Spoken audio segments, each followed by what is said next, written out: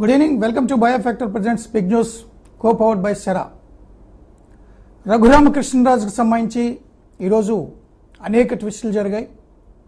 High court అదేవిధంగా Guntur CID magistrate court చెప్పినటువంటి ఆదేశాలని ఉత్తర్వుల్ని పూర్తిగా పాటించకుండా 2 లైన్లు అందులో 2 లైన్లు ఇందులో పాటిస్తూ రఘురామకృష్ణరాజుని న్యాయస్థానం గవర్నమెంట్ హాస్పిటల్లో పరీక్షలతో పాటు ప్రైవేట్ హాస్పిటల్ రమేష్ హాస్పిటల్ కూడా తరలించండి అని చెప్పిన దాన్ని కాదని నేరుగా జైలుకి పంపించడాన్ని హైకోర్టు తీవ్రంగా తప్పుపట్టింది.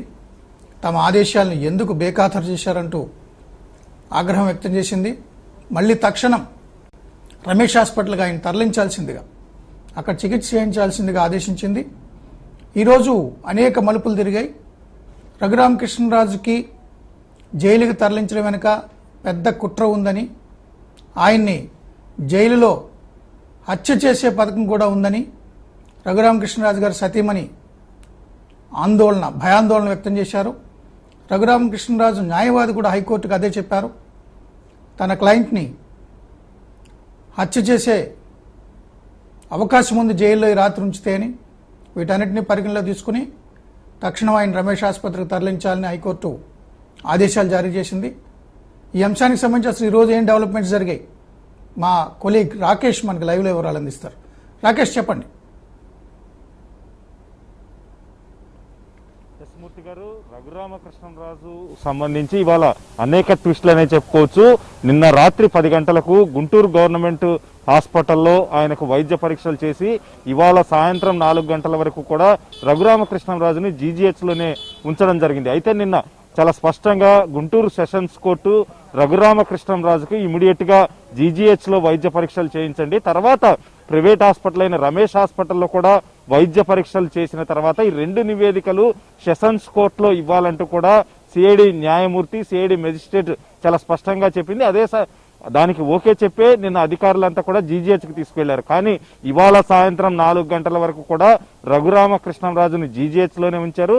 అటు రమేష్ హాస్పిటల్కి కూడా తీసుకెళ్లకుండా ఎవరు ఊహించని విధంగా సిఐడి అధికారులు అటు పోలీసులు అంతా కూడా జీజీహెచ్కి వచ్చి ఆల్ ఆఫ్ సడన్ గా 4 గంటల సమయంలో జీజీహెచ్ నుంచి నేరుగా గుంటూరు సబ్ జైలుకి తీసుకొచ్చి లోపలికి పంపించడం జరిగింది. వీటన్నిటి పరిణామాలపై నిన్నటి నుంచి కూడా రఘురామకృష్ణరాజుకు సంబంధించిన న్యాయవాదులంతా అభ్యంతరం వ్యక్తం చేస్తూనే ఉన్నారు. అయితే హైకోర్టు స్పెషల్ బెంచ్ కూడా డాక్టర్ల ఒక టీంని ఏర్పాటు చేసి ఇమీడియట్ గా రఘురామకృష్ణరాజు గాయాలకు సంబంధించి ఇవాళ మధ్యాహ్నం 12 ఒక నివేదిక తయారు చేసి సీల్డ్ కవర్ లో ఇవ్వాలని కూడా హైకోర్టు స్పెషల్ బెంచ్ కూడా ఆదేశించినప్పటికీ కూడా హైకోర్టు స్పెషల్ బెంచ్ ఆదేశాలను కూడా దాదాపుగా నిర్లక్ష్యం చేశారని చెప్పుకోవచ్చు. 12 గంటలకు ఇవ్వాల్సిన సీల్డ్ కవర్ నివేదికను కూడా 4 గంటల దాకా పంపలేదు. కొన్ని టెక్నికల్ ఇష్యూస్ ను కూడా రేజ్ చేశారని చెప్పుకోవచ్చు. డాక్టర్స్ టీము ఏదైతే రఘురామకృష్ణరాజుకు దాదాపు 18 టెస్టులు చేశారో 18 టెస్టులకు సంబంధించి కొన్ని ల్యాబ్ రిపోర్ట్స్ ఇంకా మా చేతికి రాలేదు కాబట్టి డిలే జరుగుతుంది అంటూ కూడా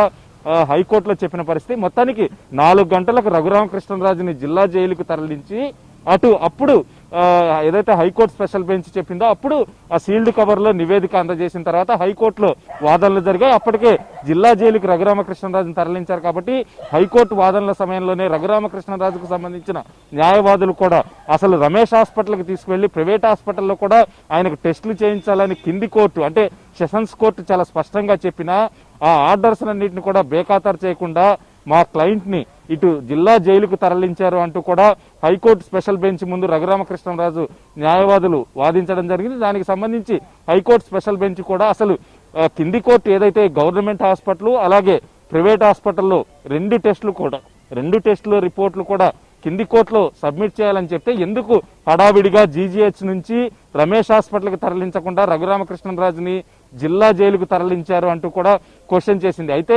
రఘురామకృష్ణరాజుకు సంబంధించి ఏదైతే డాక్టర్స్ టీమ్ రిపోర్ట్ ఉందో అందులో ఎటువంటి గాయాలు లేవు, ఆయన హెల్త్ కండిషన్ బాగానే ఉంది కాబట్టి ఆయనకి నిన్నే సిఐడి న్యాయస్థానం ఈ నెల 28 వరకు రిమాండ్ విధించింది కాబట్టి ఆయన్ని జీజీహెచ్ లో వైద్య పరీక్షల తర్వాత జిల్లా జైలుకు తరలించామని అటు ప్రభుత్వం తరపు ఏజీ చెప్పడం జరిగింది. వీటన్నిటిపై కూడా హైకోర్టులో చాలా సీరియస్ గా వాదనలు జరిగాయి. లేదు, ఖచ్చితంగా రఘురామకృష్ణరాజు హెల్త్ కండిషన్ బాగాలేదు కాబట్టి ఇమ్మీడియట్ గా కింది కోర్టు చెప్పినట్టు జీజీహెచ్ నుంచి జిల్లా జైలుకి తరలించారు. అది తప్పు కాబట్టి ఇమీడియట్ గా ఆయన రమేష్ హాస్పిటల్కి షిఫ్ట్ చేసి ఖచ్చితంగా రమేష్ హాస్పిటల్లో వైద్య పరీక్షలు చేయాలంటూ కూడా హైకోర్టు కొద్దిసేపటి క్రితమే ప్రభుత్వానికి చెప్పింది. అయితే మనం ప్రస్తుతం గుంటూరు జిల్లా జైలు వద్దనే ఉన్నాము. అయితే ఇంకొక గంటన్నరలో ఆ ఆర్డర్ కాపీని అధికారులు తీసుకొచ్చి ఇక్కడ జైలర్కి ఇవ్వాలి. జైలర్కి ఇచ్చిన తర్వాత ఆయన అప్పుడు రఘురామకృష్ణరాజుని జిల్లా జైలు నుంచి రమేష్ హాస్పిటల్కి తరలిస్తారు. మొత్తం ఈ ప్రాసెస్ అంతా జరగడానికి ఇంకో గంటన్నర సమయం పడుతుందంటూ కూడా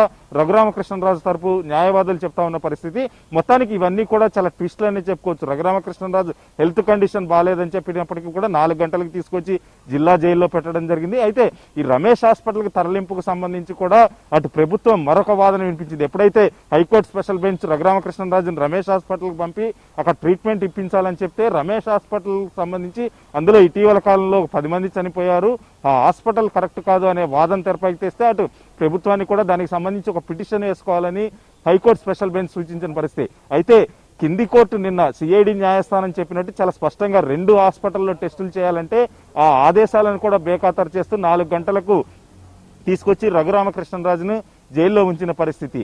అయితే మరి గంటన్నరకు హైకోర్టు ఆర్డర్ కాపీ న్యాయమూర్తి దగ్గర సైన్ అయ్యి ఇక్కడ జైలుకు రావాలి కాబట్టి ఖచ్చితంగా ఇంకో గంటన్నర సమయం పడుతుందనే రఘురామకృష్ణరాజు తరపు న్యాయవాదులు చెప్తున్నారు. ఖచ్చితంగా రఘురామకృష్ణరాజుకు సంబంధించి ఇవాళ నైట్ ఎట్టి పరిస్థితుల్లో రమేష్ హాస్పిటల్కి షిఫ్ట్ చేస్తారని రఘురామరాజు న్యాయవాదులు చెప్తా ఉన్న పరిస్థితి. ఎందుకంటే ఆయన హెల్త్ కండిషన్ కూడా బాగాలేదు, ఆయన కాలికి గాయాలయ్యాయి కాబట్టి ఎట్టి పరిస్థితుల్లో ఆయన రిమాండ్లో ఉన్నప్పటికీ రిమాండ్లో ఉన్న రఘురామకృష్ణరాజుని రిలీజ్ చేయాలంటే జైల్లో 6 గంటల లోపే రిలీజ్ చేయాలి. కానీ ఆయన హెల్త్ కండిషన్ బాగాలేదు కాబట్టి ఇమ్మీడియట్ గా షిఫ్ట్ చేయండి అని హైకోర్టు స్పెషల్ బెంచ్ కూడా డైరెక్షన్ ఇచ్చింది. కాబట్టి ఆ ఆర్డర్ కాపీ కోసమే రఘురామకృష్ణరాజుకు సంబంధించిన న్యాయవాదులంతా ఇక్కడ వెయిట్ చేస్తా ఉన్న పరిస్థితి. ఆర్డర్ కాపీ రాగానే ఇక్కడ జైల్లో ఎవరైతే జైలర్ ఉంటారో ఆయనకి ఇచ్చి రమేష్ హాస్పిటల్కి తీసుకెళ్లిన తర్వాత ఖచ్చితంగా రమేష్ హాస్పిటల్లో కూడా ఆయనకు వైద్య పరీక్షలు చేస్తారు. అయితే రఘురామకృష్ణరాజుకు సంబంధించి న్యాయవాదులు కూడా ఖచ్చితంగా ఇవాళ సిఐడి కోర్టులో ఇచ్చిన నిన్న ఆర్డర్స్ ను కూడా బేఖాతరు చేస్తూ ఈ విధంగా షిఫ్ట్ చేయడానికి కూడా సవాల్ చేస్తూ ఖచ్చితంగా మళ్ళీ రేపు కొన్ని పిటిషన్లు వేస్తామంటూ కూడా రఘురామకృష్ణరాజు తరపు న్యాయవాదులు చెప్తా ఉన్న పరిస్థితి. మూర్తి గారు, రాకేష్, హైకోర్టులో కూడా రఘురామ్ తరపు న్యాయవాదులు సిఐడి ఆఫీసులోనే దాడి జరిగిన నేపథ్యంలో జైలుకి తీసుకెళ్లి ఆయన ప్రాణహాని తలపట్టే అవకాశం ఉందని కూడా ఆరోపణలు చేశారు. రఘురామ కుటుంబ సభ్యులు కూడా అదే ఆరోపణలు చేశారు. దాని గురించి ఏమంటారు అక్కడ న్యాయవాదులు? స్పష్టంగా రఘురామకృష్ణరాజు సతీమణి ఆమె కూడా చాలా స్పష్టంగా రఘురామకృష్ణరాజుని జైలుకు తీసుకెళ్లిన తర్వాత కొంతమంది కడపకు సంబంధించిన వాళ్ళు ఆల్రెడీ ఎంటర్ అయి ఉన్నారు కాబట్టి ఖచ్చితంగా జైల్లో అయినా ప్రాణహాని ఉంది రఘురామకృష్ణరాజుకి అంటూ చాలా స్పష్టంగా ఆమె ఆవేదన వ్యక్తం చేస్తూ చెప్పిన పరిస్థితి.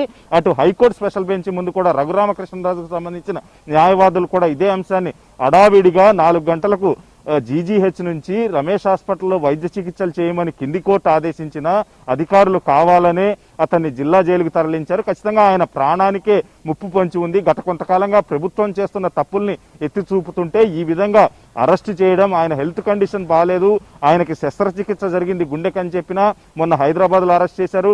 ఇప్పుడు నిన్న కింది కోర్టు కూడా చాలా స్పష్టంగా ఆయనకు తగిలిన గాయాలకు సంబంధించి 2 హాస్పిటల్స్ లో టెస్టులు చేయించండి, ఆ రిపోర్ట్లు సీల్డ్ కవర్ లో సిఐడి న్యాయస్థానంలో ఇవ్వండి అని చెప్పినా ఆ ఆదేశాలన్నింటినీ కూడా బేఖాతరు చేస్తూ ఆయన్ని జైలుకు తరలించారంటే ఆ జైలుకు తరలించడం వెనక పెద్ద కుట్ర దాగి ఉంది. ఖచ్చితంగా ఆయన్ని చంపే ప్రయత్నమే చేస్తా ఉన్నారు, కొందరు ఆల్రెడీ ఎంటర్ అయి ఉన్నారు అంటూ కూడా రఘురామకృష్ణరాజు సతీమణి చెప్పడం జరిగింది. అటు రఘురామకృష్ణరాజు తరపు న్యాయవాదులు కూడా ఇదే అంశాన్ని హైకోర్టు స్పెషల్ బెంచ్ ముందు కూడా వాదించారు. అదే సమయంలో ప్రభుత్వం తరపు అడ్వకేట్ జనరల్ కూడా కొన్ని వ్యాఖ్యలు చేసినట్టు తెలుస్తా ఉంది. రఘురామకృష్ణరాజుకు సంబంధించి మేము చేయాలనుకుంటే బయట అయినా చేయొచ్చు అనే కామెంట్ ఆయన వాడినట్టుగా కూడా తెలుస్తుంది. ఏది ఏమైనప్పటికీ హైకోర్టు మాత్రం చాలా స్పష్టంగా ఇమ్మీడియట్ గా అంటే తక్షణమే ఇవాళ నైట్ కే రమేష్ హాస్పిటల్కి షిఫ్ట్ చేసి ఆయనకు వైద్య పరీక్షలు చేయాల్సిందే అంటూ కూడా ఆదేశాలు ఇచ్చిన పరిస్థితిలో వాళ్ళు మళ్ళీ ఆ ఇష్యూని డైవర్ట్ చేయడం కోసం మళ్ళీ ప్రభుత్వం మరొక twist.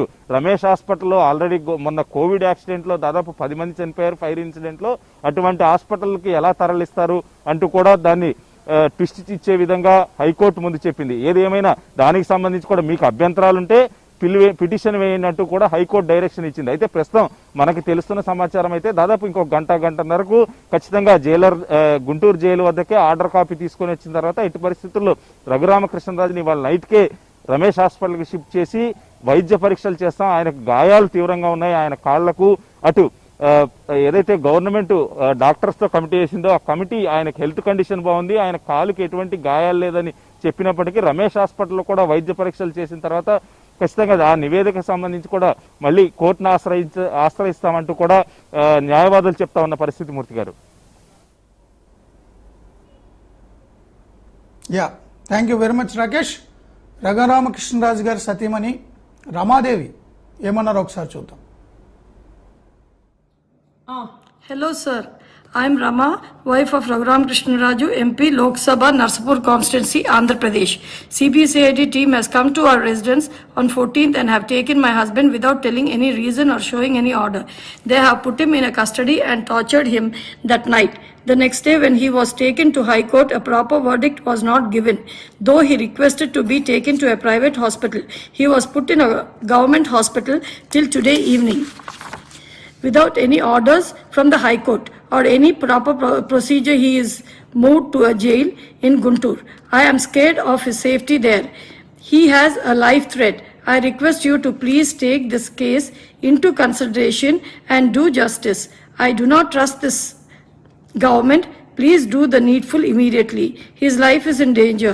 There is information that they would attack him tonight in jail. If anything happens, it is the responsibility of AP government, CM, CBCID and High Court.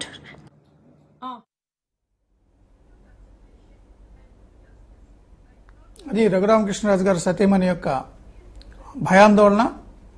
తన భర్తకు ప్రాణహాని తలపెట్టే ఉద్దేశంతో ఇలా చేశారని కోర్టు చెప్పినా కానీ వినకుండా జైలుకి తరలించారని ఆమె ఆరోపణలు చేశారు. తన భర్తకు ప్రాణహాని కనుక జరిగితే ఎలాంటి హాని తలపెట్టినా రాష్ట్ర ప్రభుత్వాన్ని, ముఖ్యమంత్రిది, సిఐడిది, హైకోర్టుది అంటూ ఆమె పైకి ఫిర్యాదు కూడా చేస్తున్నారు. చిన్న బ్రేక్ తీసుకుందాం. బ్రేక్ తర్వాత ఈ అంశానికి సంబంధించి డిబేట్ స్టార్ట్ చేద్దాం. డిబేట్లో రఘురామకృష్ణరాజు గారి తరఫున నాంపల్లి కోర్టులో జగన్మోహన్ రెడ్డి గారు బెయిల్ క్యాన్సిల్ చేయాలంటూ పిటిషన్ దాఖలు చేసిన రఘురామకృష్ణరాజు గారి తరఫున ఆ న్యాయవాది వెంకటేష్ గారు, అదేవిధంగా హైకోర్టు ప్రముఖ న్యాయవాది. Welcome back. వెంకటేష్ గారు, ఈ రోజు జరిగిన డెవలప్మెంట్స్ గురించి ఏమంటారు? నేను అబ్సల్యూట్లీ కోర్ట్ అంటే విలువ లేకుండా కనిపిస్తుంది సార్. పోలీసులకి ఏ రకమైన సిఐడి ఏ రకమైన భయం లేకుండా ఉన్నది అనేది అయితే కనిపించిందండి. There was a direction.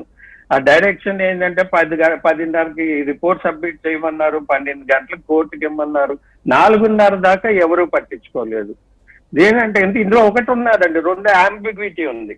High court ఏం చెప్పిందంటే నిన్న ఒక కమిటీ ఫామ్ చేసి ఎగ్జామినేషన్ చేసి రిపోర్ట్ పంపించండి అన్నారు. And that order is not very clear whether to remand him, ఈ రిమాండ్ చేయాలనే లేదు. రెండోది ఏంటంటే ఆయన రమేష్ హాస్పిటల్ కి తీసుకెళ్లాలని హైకోర్టు ఆర్డర్ లో దర్ ఇస్ నో స్పెసిఫిక్. ఇది కింద మేజిస్ట్రేట్ గారు ఆవిడ కరెక్ట్ గా ఇచ్చారండి. ముందు గవర్నమెంట్ లో ఎగ్జామినేషన్ చేసింది కరెక్ట్ అంటే నెక్స్ట్ రమేష్ హాస్పిటల్ చెయ్యండి, రమేష్ హాస్పిటల్ తర్వాత ఆయన అక్కడ ఉంటానంటే అక్కడే ఉండేవండి. ఇప్పుడు పోలీసు వాళ్ళు ఏంటంటే వాళ్ళు ఫస్ట్ నుంచి ఏదో రకంగా వైలేట్ చేద్దామనే కదా. Now they have taken shelter under the high court order. మేము హైకోర్టు చెప్పినట్టు చేస్తామంటారు. హైకోర్టు చెప్పింది ఎక్కడి దాకా చెప్పారు? సరే ఆయన గవర్నమెంట్ తర్వాత ఆ తర్వాత నిన్న రిమాండ్ చేయమని చెప్పలేదు కదా. Then you have to follow the lower court order. అప్పుడు లోవర్ కోర్ట్ ఆర్డర్ నువ్వు ఫాలో చేయాలంటే you have to take the accuse to the Ramesh hospital, అక్కడ చెక్ చేయాలి. అది చేయరు. అది చేస్తామన్నట్టు చేసి లాస్ట్ మూమెంట్ లో గబుక్కని జైల్లో ప్రొడ్యూస్ చేస్తారు సార్. ఇదంతా టోటలీ మీ ప్రీ ప్లాన్డ్ అండి. ప్రీ ప్లాన్డ్ గా అన్ని చేసుకొస్తున్నారు. ఆవిడ మిసెస్ రఘురామరాజు గారు అన్నట్టు దెర్ ఇస్ ఎవ్రీ ఛాన్స్. ఎందుకంటే ఇవన్నీ సర్కమ్స్టాన్సెస్ చైన్ ఆఫ్ లింక్ చూస్తే ఆవిడ అన్నది అల్టిమేట్ గా జరిగేటట్టు ఉండేదేమో సార్ ఈ రాత్రి కానీ అక్కడ ఉండి. సో అది ఇంకా రిపోర్ట్ పోనీ మెడికల్ రిపోర్ట్ వస్తాం సార్. అది వెరీ బయాజ్ సార్. ఎడిమా ఉన్నది అని చెప్తాది, డిస్కలరేషన్ ఆఫ్ ఫీట్ అని చెప్తారు, నో ఫిజికల్ ఇంజరీస్ అని చెప్తారు సార్. మరి ఈ రెండింటికి కలగడానికి కారణం ఏంటి? There is no explanation as far as I know in the report. Discolouration అనేది సార్ సచ్చిన ఏ రకంగా ఆయన హార్ట్ అటాక్ వల్ల రాదు, సొరాసిస్ వల్ల రాదు. ఎడిమా అంటారా, కొంచెం కాలుకి వస్తుంది, బట్ డిస్కలరేషన్ ఈ రెండింటి వల్ల రాదు. నెక్స్ట్ ఇంకోటి ఏంటంటే ఎడిమా కూడా ఒక హార్ట్ దీని వల్ల వస్తే వస్తుంది, అది పైన పాదాలకు రాదు. సొరాసిస్ వల్ల వచ్చేది లేదు. సో దట్ రిపోర్ట్ ఇట్ సెల్ఫే తెలుస్తుంది సార్, అది స్టేజ్ మేనేజ్డ్ రిపోర్ట్ అని. ఎందుకంటే అది ఎక్కువ రోజులు కూడా నిలబడదు, ఎందుకంటే judicial notice there on this aspect sir. నిన్న మెజిస్ట్రేట్ గారు రఘురామరాజు గారు స్టేట్మెంట్ ఇచ్చిన తర్వాత ఆ స్టేట్మెంట్ చదివి ఆవిడ she observe the feet of the Raghuramaraju and she made a clear finding in that order. ఆవిడ రాసిన నోట్లో రాశారు, there is tenderness in the feet అని. దానికి ఏం సార్ ఎక్స్ప్లెనేషన్ ఏది ఈ బోర్డు దగ్గర నుంచి? I can't be sure this whole report is stage managed. Absolutely sir. Court అంటే అక్కడ గవర్నమెంట్ కానీ గవర్నమెంట్ ఆర్గనైజేషన్ కానీ ఎటువంటి భయము లేదండి. అండ్ దే ఆర్ అట్లాగే దాన్ని అలాగే చేసుకునే పోతున్నారు. ఎన్ని కేసులు జరుగుతున్నా అది మారట్లేదు sir. Unless high court supreme court unless they take very strong action, ఇది ఇట్లాగే నడుస్తుంది sir. So I feel absolutely అటు కోర్ట్ అన్నా న్యాయం అన్నా వేరే డిపార్ట్మెంట్స్ అన్నా ఏమన్నా వాళ్ళకి భయం లేదు సార్. ఎటు రకం రెండో రకం ఫైండింగ్ రాకుండా ఇచ్చేస్తున్నారు. గుడ్ ఈవినింగ్ అండి, ప్యానెల్లో ఉన్న వాళ్ళందరికీ కూడా గుడ్ ఈవినింగ్. ఉమేష్ చంద్ర గారు, మూర్తి గారు, good evening. there are various facets to this whole issue అండి. So let me try to enumerate all the facets అండి one by one. So first thing వచ్చేసరికి అండి, a complaint copy has been given, sumoto cognizance has been taken and basically CID వాళ్ళు, and invocation of 124A. So 124A invoke చేశారు, ఏదైతే sedition charges చేశారో ఎక్కడి నుంచి వస్తానో ఈ రోజు జరిగిన సిచ్యువేషన్ వరకు వస్తాను. I just need some time from you Murthy గారు. 124A మ్యాండేట్ చేస్తుందా లేదా? సో ఫస్ట్ పాయింట్ అది చూడాలండి. ఎందుకంటే ఇక్కడ ఎందుకు అది ఇంపార్టెంట్ అంటే that's the grave offence of all offences that have been pressed against the concerned alleged accused. So 124A ఏదైతే ఉన్నదో అది నాన్ బెయిలబుల్ అఫెన్స్ కిందకు వస్తుంది. వచ్చినప్పుడు 124A అనేది ఫస్ట్ ప్రెస్ అవుతుందా లేదా, దాని మెరిట్స్ లోకి వెళ్ళాలంటే క్వాష్ పిటిషన్ లోనే వెళ్ళాలా, లేదా యాంటిసిపేటరీ బెయిల్ పిటిషన్ లో కూడా వెళ్ళొచ్చా, లేదా రెగ్యులర్ బెయిల్ పిటిషన్ లో కూడా వెళ్ళొచ్చా అనేది something that we need to discuss and I will discuss at length later. So 124A Kedarnath versus state of Bihar కేసులో అప్హెల్డ్ చేసినప్పటికీ honourable supreme court Allahabad high court ultra virus అని హెల్డ్ చేసినప్పటికీ, హానరబుల్ సుప్రీంకోర్టు దాన్ని అప్హెల్డ్ చేసినప్పటికీ, 124A స్టాట్యూట్ బుక్ లో ఉండాలని చెప్పినప్పటికీ దానిలో క్లియర్ గా ఇది అబ్యూజ్ అవుతుందేమో అన్న ఉద్దేశంతో హానరబుల్ సుప్రీంకోర్టు ఆ కేదార్నాథ్ కేసులో క్లియర్ గా unless it is accompanied with violence అంటే any statement made if it instigates an individual and thereby it commits a violence, an individual or a group of individuals or a community, and thereby it creates violence, unless that such a thing happens, 124A invoke cheyadani time and again honorable supreme court the various other high courts held chestune unnayandi, but against it or contrary to it. So now 124A has been invoked as part of the FIR. That is the first flaw that I could see from the legal standpoint, from the legal perspective. అదైపోయిన తర్వాత ఆయన bail కి apply చేస్తున్నారు 437 కింద 439 కింద. సరే notices వచ్చిన తర్వాత notice ఇచ్చింది తీసుకెళ్లి మన వాల్ కి అతికించడం, దాని మీద ఆ ప్రొసీజరల్ ఆస్పెక్ట్స్ లోకి నేను వెళ్ళకపోయినా తీసుకెళ్లి పోలీసు వాళ్ళు తీసుకెళ్లి నైట్ తీసుకెళ్లారు. ఇంకో పాయింట్ మనం అర్థం చేసుకోవాల్సింది ఏంటంటే జనరల్ రొటీన్ లో ఏం చేస్తారంటే యాజ్ అ నార్మ్ గా పోలీసు వాళ్ళు అరెస్ట్ చేసిన వెంటనే before the concern LSD accused is produced before the magistrate medical examination conduct చేస్తారండి. ఈ పర్టికులర్ కేసులో ప్రయర్ మెడికల్ ఎగ్జామినేషన్ కండక్ట్ చేశారా లేదా, చేసుండుంటే ఆయనకు ముందు ఇంజురీస్ ఉన్నాయా లేవా అనేది డిస్క్లోజ్ అయ్యేది, ఆ తర్వాత ఇంజురీస్ ఉన్నాయా అనేది. మరి ముందు మెడికల్ ఎగ్జామినేషన్ కండక్ట్ చేశారా చేయలేదా, చేయకపోతే ఎందుకు చేయలేదు, ఎందుకంటే కాన్సిక్వెన్సెస్ ఏమన్నా తర్వాత వేరే విధంగా అవుతాయని చెప్పి చేయలేదా. సో ఇది this leaves scope for apprehension. So medical examination basically చేసి ఉండాల్సింది, అది ఎందుకు చేయలేదు అనేది కూడా చేశారో చేయలేదో మరి మ్యాజిస్ట్రేట్ గారు మన రిమాండ్ రిపోర్ట్ ఒకసారి క్లియర్ గా చూస్తే మనకు అర్థమవుతుంది. చేసి ఉంటే అప్రోప్రియేట్, చేయకపోతే ఎందుకు చేయలేదో కూడా దాని మీద మనం ఒకసారి ఆలోచించుకోవాల్సిన అవసరం ఉంటుంది మూర్తి గారు. అలాగే హానరబుల్ హైకోర్టు కూడా అండి, because my understanding is procedural complaints basis మీద అంటే ముందు మీరు డిస్ట్రిక్ట్ కోర్టుకు వెళ్ళాలి, ఆ తర్వాత మీరు హైకోర్టుకు రావాలని చెప్పి 437, 439 అప్లికేషన్ బెయిల్ ప్లే ఏదైతే వేసుకున్నారో దాన్ని డిస్మిస్ చేయడం జరిగింది. అంటే నా understanding subject to correction.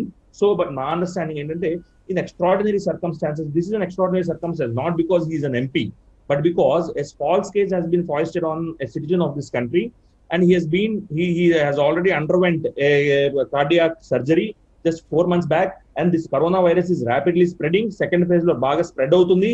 Itlanti situation lo already Supreme Court has given clear cut directions that those who are in under trials ga unna vallalanu kuda they have to be released on bail, interim bail gaani లేకపోతే పెరోల్లో కానీ release చేయమన్న ఇట్లాంటి extraordinary circumstances లో నా ఉద్దేశంలో to the best my opinion is, my observation is the honourable high court should have admitted the petition and admit చేసిన తర్వాత it would have heard the arguments on both the sides and it would have decided the case అండి. అలా కాకుండా మీరు hierarchy procedural complaints has been given more significance then the fundamental rights of an individual personal liberty ఏదైతే ఉన్నదో దానికి ఇవ్వడం అనేది కూడా నాకు కొంచెం బాధ కలిగించిన విషయం.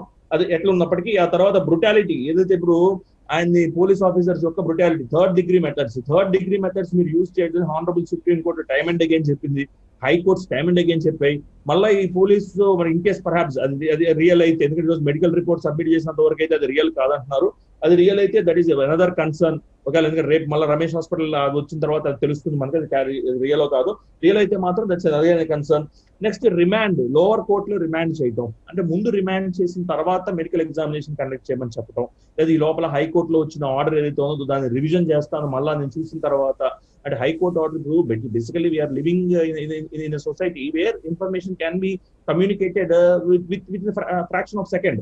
ఇన్ సచ్ ఎ కేస్ దాన్ని హైకోర్టు ఆర్డర్ ని ఇచ్చిన ఆర్డర్ ని 8:30కి మీరు రిమైండ్ 6:30కి హైకోర్టు ఆర్డర్ ఇస్తే 2 hours పాటు ఎందుకు అంత టైం తీసుకుంది, ఎందుకు ఆ డిలే ఎందుకు ఉంది అనేది కూడా something which leaves scope for suspicion for apprehension. Next habeas corpus petition file చేసింది రిమాండ్ కి అగ్రీ చేయలేదండి. So habeas corpus petition file చేయడానికి they have every legal right, legal entitlement ఉంది.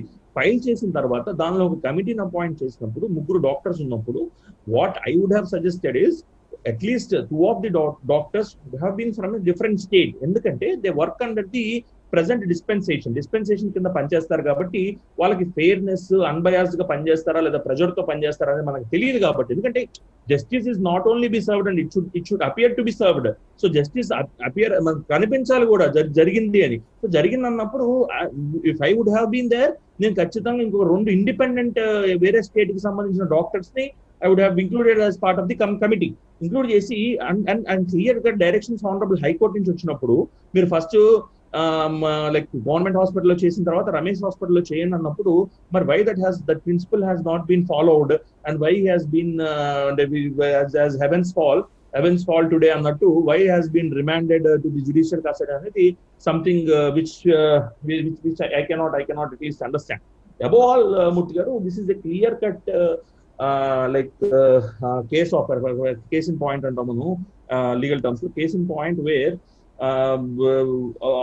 various institutions have miserably failed అని నాకు అనిపించింది మూర్తి గారు. ఈ పర్టికులర్ ఇదంతా సీక్వెన్స్ ఆఫ్ ఈవెంట్స్ అవి నేను గమనించిన తర్వాత ఏదైతే ఆయన తీసుకున్న దగ్గర నుంచి పోలీసులు 124A ఇన్వోకేషన్ దగ్గర నుంచి ఈ రోజు జరిగిన దీని వరకు చాలా మిజరబుల్ గా కొన్ని ఇన్స్టిట్యూషన్స్ ఫెయిల్ అయినాయా, ఎందుకు ఇట్లా మనం ఫండమెంటల్ రైట్స్ ప్రొటెక్ట్ చేసుకోలేకపోతున్నాం ఆ దేశంలో అన్న ఒక డౌట్ అయితే నాకు క్లియర్ గా కలిగింది మూర్తి గారు.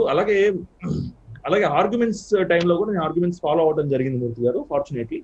సో 437 అప్లికబుల్ కాదని, 427 ఎలా అప్లికబుల్ అవుతుందని గవర్నమెంట్ వర్జన్ చెప్పడం, అలాగే అడిషనల్ అడ్వకేట్ జనరల్ గారు హానరబుల్ అడిషనల్ అడ్వకేట్ జనరల్ గారు చెప్పడం అవి కూడా కొన్ని ప్రపోస్టరస్ గా ఉన్నాయి. పర్టికులర్ గా ఎవరిదైనా because bail is the right and jail is an exception.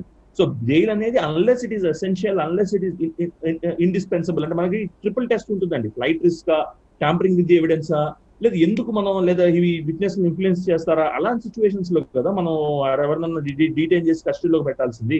Remaining అన్ని కేసెస్ లో మనం అలా కస్టడీలో పెట్టడం వల్ల అతను because until proven guilty everyone are innocent in the eyes of law అన్నప్పుడు but he is not proven guilty as on date.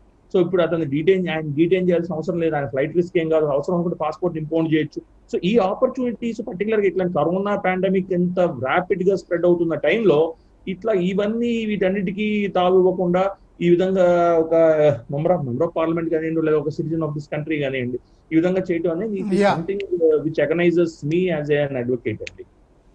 At the same time Murthy గారు, లాస్ట్ పాయింట్ మూర్తి గారు, at the same time Mithun ఏమంటారు చూద్దాం. I'm not in support of Please. those remarks or those statements made by Raj Garu. I'm not in support of that. But ఒక legal perspective, legal stand point నుంచి చూస్తే ఈ lapses అన్ని ఉన్నాయేమో అని అనిపిస్తుంది. At the same time I condemn if any statement is made against a caste or against a particular dispensation power, I certainly condemn such statements. But at the same time, legal flaws చాలా ఉన్నాయి, procedural flaws చాలా ఉన్నాయి, అలాగే statutory floss చాలా ఉన్నాయని నా అభిప్రాయం. ఉమేష్ గారు చెప్పినట్టు పాస్పోర్ట్ ఇంపౌండ్ చేయాలి, ఇటువంటి Yes, sir. ఆస్పెక్ట్స్ మిథున్ ఉన్నాయి ఏమంటారు? చెప్తున్నారు. మూర్తి గారు, ఉమేష్ గారు చెప్పినట్టు పాస్పోర్ట్ ఇంపౌండ్ చేయాలి, ఇవన్నీ ఉన్నాయనుకోండి, వీటన్నిటికీ కోర్టు దగ్గరికి వెళ్ళాలి. కానీ ప్రస్తుతం జరిగిన పరిణామాలు ఎలా ఉన్నాయి? మా ఇష్టం వచ్చినట్టు మేము ప్రొసీజర్ ఫాలో అవుతాం, మాకు నచ్చింది మేము ఫాలో అవుతాం అన్న ధోరణిలో నడిచింది. మనం ఫస్ట్ డేట్ నుంచి చూద్దాం. వచ్చారు, అరెస్ట్ ఇంటిమేషన్ మెమో, ఎవరన్నా ముద్దాయిని, ఎవరి మీద కేసు పెట్టినప్పుడు, లేకపోతే అతను అక్యూజ్డ్ తప్పు చేశాడని నమ్మినప్పుడు ఇన్ఫర్మేషన్ ఇవ్వడానికి క్లియర్ కట్ గా క్రిమినల్ ప్రొసీజర్ కోడ్ ఉంది, క్రిమినల్ రూల్స్ ఆఫ్ ప్రాక్టీస్ లో స్పష్టంగా ఉంది. ఏమని? ఫ్యామిలీ మెంబర్స్ కి కానీ ఫ్రెండ్ కి కానీ ఇవ్వాలి అని. అది ఎవరినైతే అరెస్ట్ చేస్తున్నారో అని చెప్పి, ఇక్కడ జరగలేదు ఏమంటున్నారు, ఫ్యామిలీ మెంబర్స్ రిఫ్యూజ్ చేశారు కాబట్టి గోడ మీద అంటించామంటారు. ఇదేమైనా సివిల్ కేసా? సమ్మన్స్ వస్తే మీరు తీసుకోకపోతే గోడ మీద అంటించేసి మీకు డిగ్రీ ఇవ్వడానికి? ఇది క్రిమినల్ కేసు, ప్రొసీజర్ ఉంది క్లియర్ గా. ఒకవేళ ఫ్యామిలీ మెంబర్స్ కానీ ఫ్రెండ్స్ కానీ లేకపోతే చుట్టూ పరిసరాల్లో రెప్యూటెడ్ పర్సన్స్ ఎవరైనా ఉంటే వాళ్ళకి ఇవ్వాలి. పట్టించుకోరు, రిజెక్టెడ్ అని చెప్పి అంటించేశారు. 24 గంటల్లో మెజిస్ట్రేట్ గారి ముందు ప్రొడ్యూస్ చేయాలి. తీసుకెళ్లిపోయి సిఐడి ఆఫీస్ లో కూర్చోబెడతారు. సిఐడి ఆఫీస్ లో కూర్చోబెట్టి మెజిస్ట్రేట్ గారి డిస్టెన్స్ ఎంత ఉంటుందండి తీసుకెళ్లిన చోటు నుంచి? ఎందుకు తీసుకెళ్లారు చెప్పరు. ఆయన ఉంచారు ఫర్ ఎగ్జాంపుల్, పోనీ మేము ఇంట్రాగేషన్ చేస్తున్నాము ఆర్ ఇన్వెస్టిగేషన్ చేస్తున్నాము కాబట్టి ఈ మనిషిని సిఐడి ఆఫీస్ లో ఉంచాము అంటారా? అలాంటప్పుడు 41D ప్రకారము వాళ్ళ అడ్వకేట్ అట్లీస్ట్ ఒకసారి కానీ 2 సార్లు కానీ కన్సల్ట్ చేసే హక్కు సేమ్ సిఆర్పిసిలో ఉంది. కానీ ఈ సిఆర్పిసి నా దగ్గర ఉన్న పుస్తకం నాకు తెలిసి ఆంధ్రప్రదేశ్లో ఉన్నట్లేదు. The third aspect of it, arguments. అప్పుడు అడిషనల్ అడ్వకేట్ జనరల్ గారు ఏవేవో చెప్తుంటారు. తన ఉన్న పదవికి, హోదాకి ఆర్గ్యుమెంట్స్ ఆ రకంగా ఉండాలి. ఈ రోజు ఆర్గ్యుమెంట్లో చూడండి, పిటిషనర్ తరపున న్యాయవాది తీవ్రమైన ఆవేదన వ్యక్తం చేస్తూ మా క్లయింట్ని జైల్లో చంపేస్తారు, మా క్లయింట్కి లైఫ్ థ్రెట్ ఉంది అని చెబితే, మన అడిషనల్ అడ్వకేట్ జనరల్ గారి వాదన ఏమిటంటే, మేము చంపాలనుకుంటే ఎప్పుడైనా చంపేసేవాళ్ళం. స్టేట్, దట్ ఈస్ నాట్, ఆ హోదాలో ఉన్న వ్యక్తి చెప్పాల్సిన మాట అది కాదు. కోర్టు గారికి నేను నివేదిస్తున్నాను, స్టేట్ ఇటువంటి చర్యలు జరగవు, అటువంటి ధైర్యాన్ని కోర్టుకి ఇవ్వాలి. లేదు మేము చంపాలనుకుంటే ఎప్పుడు చంపేసేవాళ్ళంగా అన్న స్టేట్మెంట్ ఇచ్చారు అడిషనల్ అడ్వకేట్ జనరల్ గారు. మరి అడ్వకేట్ జనరల్ గారు మరి ఎందుకు కోర్టులో లేరు అర్థం కాలేదు. నిన్న లేరు, ఈ రోజు లేరు అడ్వకేట్ జనరల్ గారు. అడిషనల్ అడ్వకేట్ జనరల్ గారే ఆర్గ్యుమెంట్ చేస్తున్నారు. ప్రస్తుతం ఉన్న పరిస్థితుల్లో ఏ ఒక్క ప్రొసీజర్ కూడా, ఇప్పుడు మన మెజిస్ట్రేట్ గారు ఆర్డర్ ఉందండి రైట్ నౌ 54 కింద ఆవిడ స్పష్టంగా రాసింది, refer to medical examination, the court directs superintendent of government general hospital and Ramesh hospital to get examine the accused person in the presence of a security of white category, and in the course of examining the person the medical officer shall prepare the record and then time ఏమేమి injuries ఉన్నాయి, ఎప్పుడు injuries ఉన్నాయి తీసుకురమ్మని స్పష్టంగా రాశారు. ఆ పని చేశారా? చేయలా. మన హైకోర్టు ఏం చెప్పింది, ఈ రిపోర్ట్ని తీసుకొచ్చి మాకు చూపించండి అని చెప్పారు సీల్డ్ కవర్లో. ఒక మంచి ఇంట్రెస్టింగ్ పరిణామం ఏమిటంటే, మెడికల్ రిపోర్టు అక్కడ సీల్ చేశారు. 6:30కి హైకోర్టులో జడ్జి గారు అందరి ముందు ఓపెన్ కోర్టులో ఓపెన్ చేశారండి సీలు. కానీ 4 గంటలకే వాళ్ళకి తెలుసు రిపోర్ట్లో ఏమీ లేదని, ఆయన తీసుకెళ్లి జైల్లో కూడా పెట్టేశారు. ఇలాంటప్పుడు ప్రజలకి న్యాయం అన్నా కోర్టులన్నా ఇంకే నమ్మకం ఉంటుందండి. That is the biggest anxiety of this problem. ఇప్పుడు సీల్డ్ రిపోర్ట్ జడ్జి గారు కోర్ట్ రూమ్ లో 6:30కి ఓపెన్ చేసినప్పుడు 4ంటికి ఎట్లా తీసుకెళ్లిపోయి ఆయన రిమాండ్ చేశారు అంటే, ఆయన ఆరోగ్యం బాగానే ఉందని చెప్పి డిటర్మిన్ చేశారు. ఒకటి, అడిషనల్ అడ్వకేట్ జనరల్ గారు అంటారు రిమాండ్ కోసం ఆల్రెడీ రిమాండ్ ఆర్డర్ ఇచ్చేశారు అని. రిమాండ్ ఆర్డర్ ఇచ్చేసినట్టయితే జైల్ అథారిటీస్ కదా తీసుకెళ్లి మెడికల్ ఎగ్జామినేషన్ చేయించాల్సింది, or at least they should have been present. Absolutely లేరు, ఎవరు కూడా లేరు. జైల్ సూపరింటెండెంట్ గారి తరపు నుంచి కానీ జైలు తరపు నుంచి కానీ ఎవరు లేరు, ఓన్లీ పోలీసులే చేసేస్తారు. అండ్ మన కౌన్సిల్ ఫర్ పిటిషనర్ మాత్రం ఒకటి చాలా తీవ్రంగా చాలా గట్టిగా చెప్పారు. ఆదినారాయణ గారు, సీనియర్ అడ్వకేట్ ఆదినారాయణ గారు ఏమన్నారంటే, క్లియర్ కట్ గా కంప్లైంట్ ఇచ్చిన ఆఫీసర్ ఈ మా క్లయింట్ ని ఎలా వెళ్ళి కలిశారండి, మీడియాలో క్లిప్స్ కూడా ఉన్నాయి, ఇప్పుడు నేను అవి ప్రొడ్యూస్ చేస్తాను. ఒక పక్కేమో 1 గంటకి రిపోర్ట్ ఇవ్వాలి, మీరేం చేశారు అని చెప్పి గట్టిగా జడ్జి గారు అడిగితే మీరు 1 o'clock చేయాలి కదండి. అంటే మేము డాక్టర్స్ ని కలవలేకపోయాము, అసలు మేము డాక్టర్ ని కమ్యూనికేషన్ చేసే పరిస్థితిలో లేము అంటారు అడిషనల్ అడ్వకేట్ జనరల్ గారు. ఆయన వెంటనే మన కౌన్సిల్ ఫర్ పిటిషనర్ అంటారు, మరి మీ కంప్లైనెంట్ మాత్రం, ఒక కంప్లైనెంట్ అక్యూజ్ దగ్గరికి ఎలా వెళ్ళిపోతాడండి, that is too much, that is not acceptable అంటారు. ఆల్ ఆఫ్ దీస్ థింగ్స్ ఎట్లాగూ మనకి రాబోయే రోజుల్లో వెళ్తాయి. ఖచ్చితంగా సుప్రీంకోర్టుకి మ్యాటర్ వెళ్తుంది, సుప్రీంకోర్టులో చాలా తీవ్రంగా ఎదురు దెబ్బ తగులుతుంది. బట్ దెన్ మన ఆంధ్రప్రదేశ్ రాష్ట్ర ప్రభుత్వం ఎలా రియాక్ట్ అవుతుంది అని వి కాంట్ రియలీ సే. నేనైతే ఉమేష్ గారితో ఖచ్చితంగా ఏకీభవిస్తున్నాను. ఇది తీవ్రమైన మనస్తాపం చెందే విషయం. లీగల్ గా మనం ఎటు పక్కుంటామనేది డజంట్ మ్యాటర్. ముద్దాయి ఎవరు చేస్తున్నారు, that is not the question. ఈ రోజు ఒకరికి జరిగింది, రేపు మనకు జరగచ్చు. That is the biggest issue. S Venkatesh గారు, జైల్లో తన క్లయింట్కి ప్రాణహాని తలపెట్టే అవకాశం ఉందని సీనియర్ కౌన్సిల్ అంటే, జైల్లోనే ఎందుకు చేస్తే బయట కూడా చేసేయచ్చు కదా స్టేట్ అని అంటున్నారు. అడిషనల్ అడ్వకేట్ జనరల్ గారు అన్నారు అని మిథున్ చెప్తున్నారు. మీరేమంటారు? ఇది ఒక్కటే, this is not the first time అండి. సి ఎనీ ప్రాసిక్యూటర్ కానీ they are all officers of the court, they are not officers of the government. ఒక గవర్నమెంట్ లీడర్ అవనివ్వండి, ఒక అడ్వకేట్ జనరల్ అవనివ్వండి, ఎవరైనా సరే they are officers of the court. వాళ్ళు government తరపున కాదండి, గవర్నమెంట్ పెట్టిన కేసు కరెక్ట్ గా కోర్టుకు ప్రజెంట్ చేసి న్యాయం జరిగేది చేయాలి. అట్లాంటి మన కోర్టులోని ఎప్పుడూ వినలేదు, ఎప్పుడూ కనలేదు. ఒక అడ్వకేట్ జనరల్ గారు గవర్నమెంట్ తరపున ఒక ప్రెస్ కాన్ఫరెన్స్ పెడతారు సార్. మీకు తెలిసే సంగతులు ఎన్నిసార్లు ప్రెస్ కాన్ఫరెన్స్ పెట్టారండి అడ్వకేట్ జనరల్.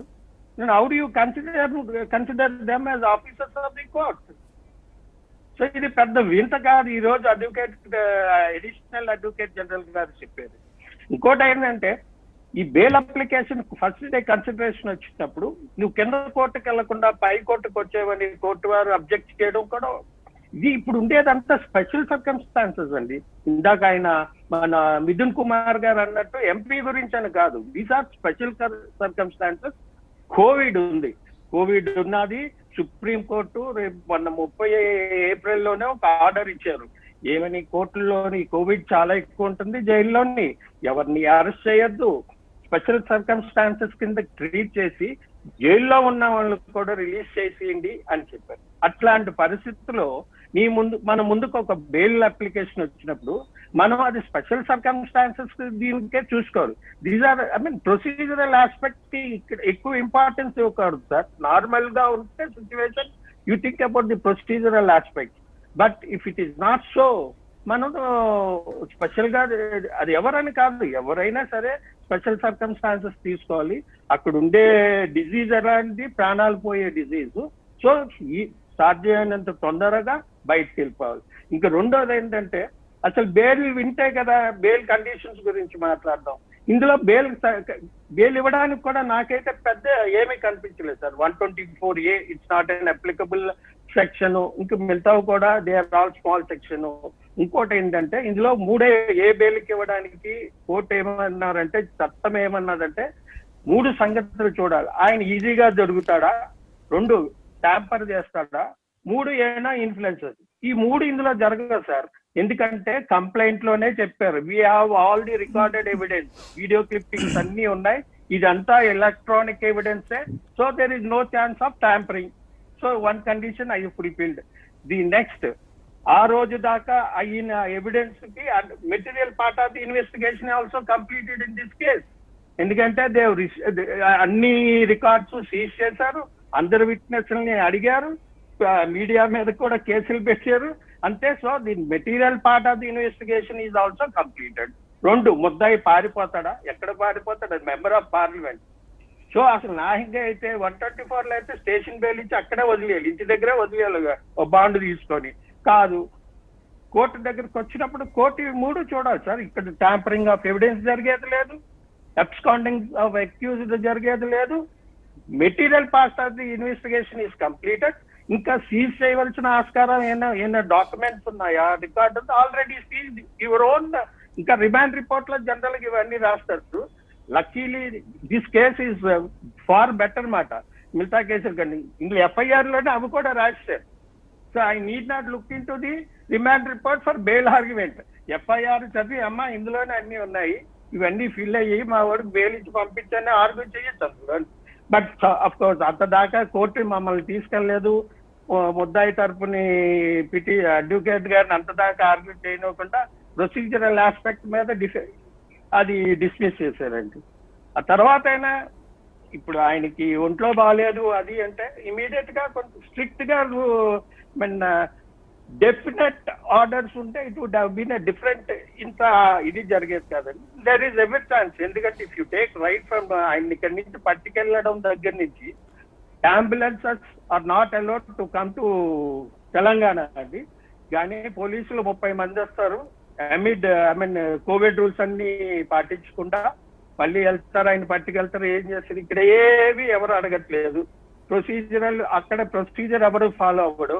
ముద్దాయికి రిలీఫ్ ఇవ్వడానికి ప్రొసీజర్ చూస్తాం, వాళ్ళు చేసే పనులు ఎవడు ప్రొసీజర్ చూడడం. ముద్దాయికి రిలీఫ్ ఇవ్వడానికి I look in to the procedures. I'm not saying, I'm not commenting any, ఎవరిని వద్దట్లేదు. బాధ ఇది ఒక అడ్వకేట్ గా ఇన్ని రోజుల నుంచి ఇప్పుడు మాకు తెలుగుదేశం పార్టీ అవనివ్వండి, వైసీపీ అవనండి, ఎవరైనా మాకు అనవసరం. ఒక అడ్వకేట్ గా ఎవరైనా అండ్ ఏ పౌరుడినైనా హెల్ప్ చేయాలంటే మాకు ఒక రూల్ ఉన్నది. బాబు ఇలా జరగలేదంటే ఆడికి ఏదో రిలీఫ్ ఇప్పించగలుగుతాం. ఇప్పుడు నువ్వు రూల్ వచ్చినా ఏ వచ్చినా పట్టించుకోకపోవడం పోతే we think we are incompetent and important వల్ల అట్లా కనిపిస్తుంది ఇప్పుడు ప్రస్తుతం as far as advocates ga oka Andhra Pradesh. That's, I feel very sad for the state of affairs, Murthy garu. Yeah. Yes sir. Umesh Chandra. Murthy garu, ఇప్పుడు ఇదేంటి ఇది నా అభిప్రాయంలో మూర్తి గారు ఇదేమి పెక్యులియర్ కేసు కాదు మూర్తి గారు. ఇట్లాంటి చాలా సార్లు జరిగి మన దేశంలో ఇదేమి first in its own kind లేదా ఫస్ట్ ఇన్ ఇట్స్ అని కాదు. ఎందుకంటే యాజ్ రీసెంట్ యాజ్ ఫిబ్రవరిలో ఢిల్లీ పోలీస్ అనుకుంటానండి or Uttar Pradesh police subject correction Shashi Tharoor గారి మీద ఆనరబుల్ ఎంపీ అలాగే ఒక నేషనల్ ఛానల్ చీఫ్ ఎడిటర్ గారైన రాజ్దీప్ సార్దిసాయ్ గారి మీద అలాగే కొందరి మీద ఇట్లాంటి అభియోగాలు మోపడం జరిగింది. ఇది ఫార్మర్స్ ప్రొటెస్ట్ ని వాళ్ళు సపోర్ట్ చేస్తున్నారనో లేదా వాళ్ళ సపోర్ట్ ఎక్స్టెండ్ చేశారనో. అలాంటి సిచ్యువేషన్స్ లో హానరబుల్ సుప్రీం కోర్టులో వాళ్ళు క్రిమినల్ రిట్ పిటిషన్ వేయడం జరిగింది.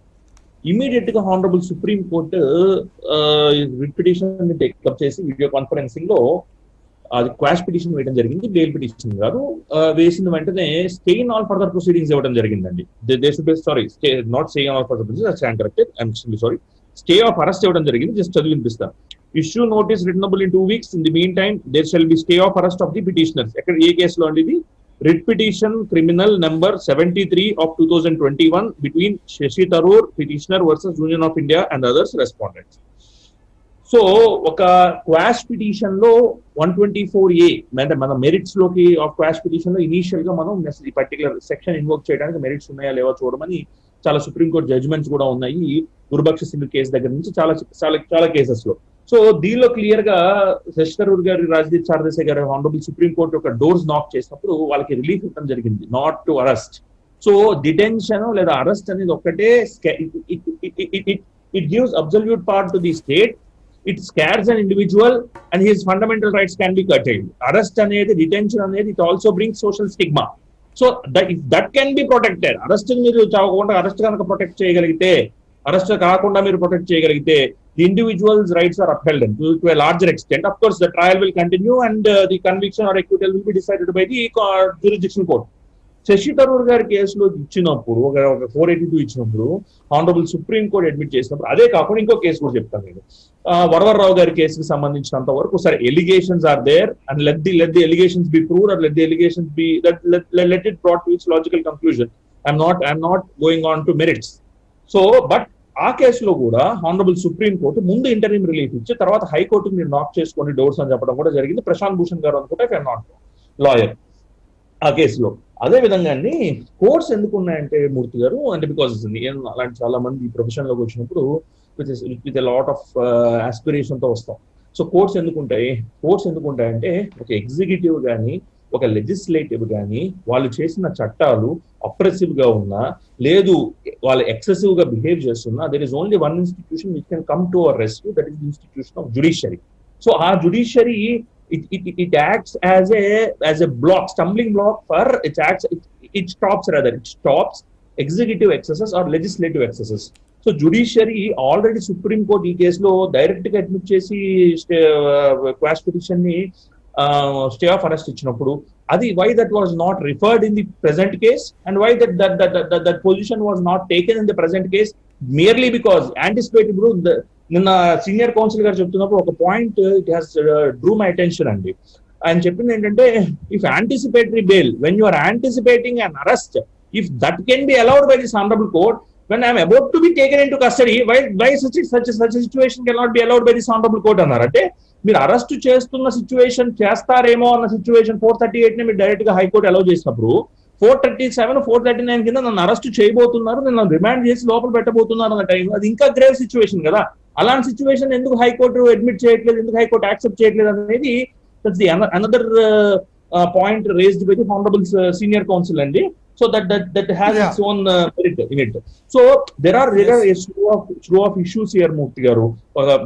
Invocation of the section దగ్గర నుంచి ఈ రోజు జరిగిన పరిణామాల వరకు చాలా అదే ఒక న్యాయవాది బాధపడేలాగా అయితే జరిగినాయి. అలాగే అదే విధంగా అటువంటి భాష కూడా సివిలైజ్ సొసైటీలో పద్ధతి కాదు ఎవరైనా.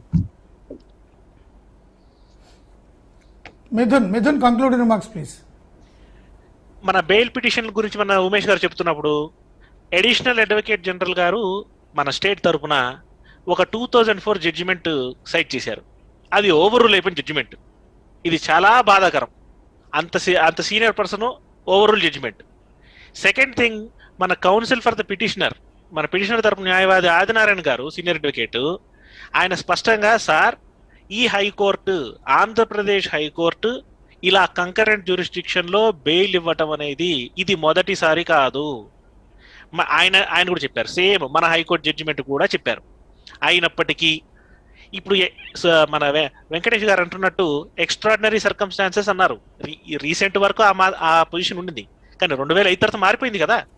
ఆ పర్టికులర్ జడ్జిమెంట్ మారిపోయింది. 2019 నుంచి క్లియర్ కట్ గా ఎవరన్నా సరే వారి స్వాతంత్రానికి ఎటువంటి ప్రాబ్లం వచ్చినా ఖచ్చితంగా హైకోర్టు కన్నా వెళ్ళొచ్చు, సెషన్ కోర్టు కన్నా వెళ్ళొచ్చు. హైకోర్టు కన్సిడర్ చేస్తుందా లేదా అనేది తర్వాత విషయం, case by case basis high court will exercise. కానీ ఈ పర్టికులర్ సిచ్యువేషన్ లో బెయిల్ జనరల్ గా ముందు అక్కడికి వెళ్తే బాగుంటుంది అనే ఉద్దేశంలో కేసు తీసుకోకపోవడం మొదటి విషయం. రెండో విషయము, హెబియస్ కార్పస్ లో మన డివిజన్ బెంచ్ లో జరుగుతున్నప్పుడు డివిజన్ బెంచ్ లో జడ్జి గారు చాలా గట్టిగా అడిగారు 1 o'clock వరకు ఎందుకు మీరు తేలేదు అని. అంతటితో ఆగిపోయింది. 1 o'clock తేవాల్సిన వాళ్ళు 6:30కి రిపోర్ట్ నా ముందుకు వచ్చిందంటే ఏ రకంగా మీరు ఈ మనిషిని తీసుకెళ్లారు, ఏ ఆఫీసర్ రెస్పాన్సిబుల్ ముందు రండి. ముందు మనకి హైకోర్టులో బిఎస్ఎస్ స్వామి గారు జడ్జి ఉండేవారండి. ఆయన ఉన్నప్పుడు ఎవరన్నా ఆఫీసర్ ఇటువంటి మిస్చీఫ్ చేస్తే నెక్స్ట్ అరగంటలో సినిమా చూపించేవారు. చాలా గట్టిగాను చాలా స్పష్టంగానే చెప్పేవారు. ఆ పర్టికులర్ ఇప్పటికి కూడా చాలా మంది జడ్జిలు ఉన్నారు అనుకోండి, I'm not making any specific comment. కాకపోతే ఎప్పుడెప్పుడైతే బలహీనుడి తరపున న్యాయము చట్టము కోర్టు నిలుస్తాయో అప్పుడే కోర్టు విలువ పెరుగుతుంది. ప్రస్తుతం ఉన్న పొజిషన్లో టూ మచ్ నాయిస్, ఒక్కొక్కరు ఒక్కొక్క మాట మాట్లాడుతున్నారు. అందుకే కోర్టు ముందుకు వెళ్ళేసరికి పరిస్థితి చాలా ఘోరంగా ఉంటుంది. ఇప్పుడు మెడికల్ రిపోర్ట్ గురించి మాట్లాడతాం. మెడికల్ రిపోర్ట్ జడ్జి గారు సీల్ ఓపెన్ చేయకముందే ప్రభుత్వానికి తెలిసింది, అదొక వింత. రెండో వింత, ఆ రిపోర్ట్ చదివినప్పుడు డిస్కలరేషన్, మన వెంకటేష్ గారు చెప్పినట్టు డిస్కలరేషన్ ఉంది, ఎడిమా ఉంది అంటే వాపు ఉండి రావటము. క్లియర్ కట్ గా ఏమన్నా రాశారా వాటికి ఏం Yes, కారణాలు sir. అయి ఉంటాయని? ఫుట్ కింద కలరేషన్ ఉంది, ఎడిమా ఉంది, ఫుల్ స్టాప్. అంటే మెడికల్ రిపోర్ట్ కావాలని పూర్తిగా రాయలేదు. మన మెజిస్ట్రేట్ గారి ఆర్డర్ లో ఒక లైన్ చదువుతాను చూడండి. Medical officer shall prepare the record of such approximate time when such injuries or marks have been inflicted. Both the government hospital and Ramesh hospital authorities are further requested to send the concerned examination report certificates and opinion forthwith to this court. ఇక్కడ ఏమని రాస్తారు? Colouration ఉంది, పాదాలకి colouration ఉంది, డిస్కలరేషను. అది రంగెట్లో వచ్చిందో మాకు తెలీదు. అది రంగు గురించి ఒక మాట మాట్లాడరు. ఆటోమేటిక్ గా అది జరిగి ఉంటుంది. కానీ మేమైతే ప్రైవేట్ హాస్పిటల్ పంపించాం. ఇది ప్రస్తుత ప్రభుత్వం చేస్తున్న స్టాండ్స్ ఇన్ ద కోర్ట్. ఏం జరుగుతుందంటే, Yes, ఒక sir. ప్రైవేట్ హాస్పిటల్లో రిపోర్ట్ తీసుకోవటం వల్ల వచ్చే రాజ్యాంగ సంక్షోభం ఏమిటి, ప్రభుత్వానికి జరిగిపోయే నష్టం ఏమిటి? ప్రభుత్వం ఏమనాలి?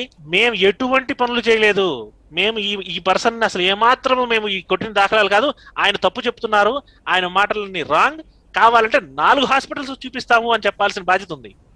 ఇంకో విషయం, ఇంపార్టెంట్ విషయం వెంకటేష్ గారు చెప్పారు. ప్రభుత్వ తరపున వాదించే అడ్వకేట్ జనరల్ గారు ఆయన ప్రజల లాయర్. ఆయన ప్రజలందరూ వచ్చి ఆయనకి ఇన్స్ట్రక్షన్స్ ఇవ్వలేరు కాబట్టి ప్రజల తరపున ఒక ప్రభుత్వాన్ని ఎన్నుకుంటాం. మనల్ని పాలించడానికి, దానికి తోడు ప్రజా శ్రేయస్సు కోసం ఉండటానికి.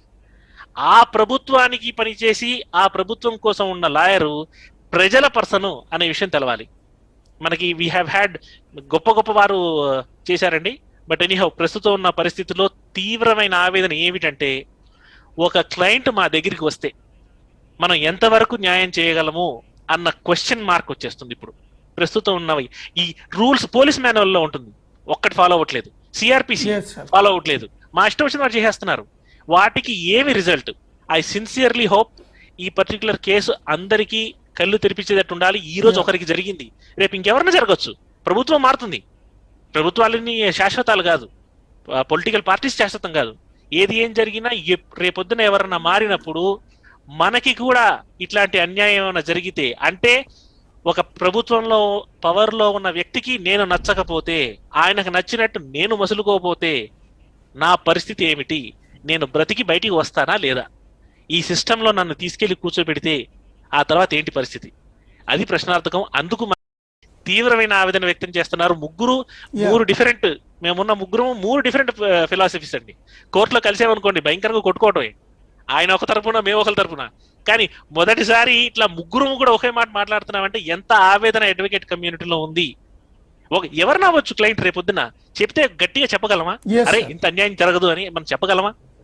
అది ప్రాబ్లం అండి. This is a case which is really big for that reason. Yeah, thank you very much, Land Councils. Thank you very much. ఇది చర్చ మరింత మళ్ళీ కలుసుకుందాం. Keep watching TV5.